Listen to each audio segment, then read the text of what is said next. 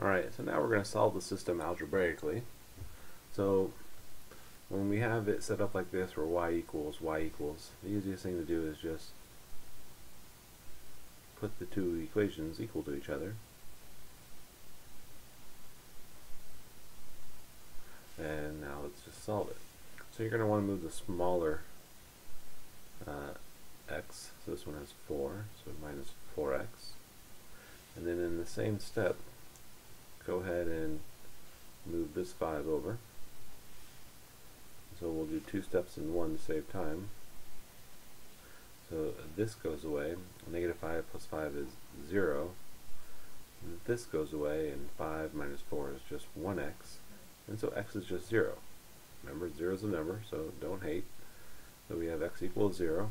So now you can choose which equation you want to plug it into. So let's do y equals 4 times 0 minus 5. So that gives us 0 minus 5, which equals negative 5. So our solution is 0 comma negative 5. And if you want to make sure you got it right, you just take your answer and plug it into the equation you didn't use. So I didn't use this one. So take the x, plug it in. 0 times 5 is 0. 0 minus 5 is negative 5, and that's what we have. So here's our solution. So now would be a good time to pause the video and then try number 30 on your own. Alright, so as we look at number 30, it makes me wonder what one algebra book would say to the other algebra book. Don't bother me, I've got my own problems. Alright, so we take these two equations and we're going to set them equal to each other. So we get 4x plus 9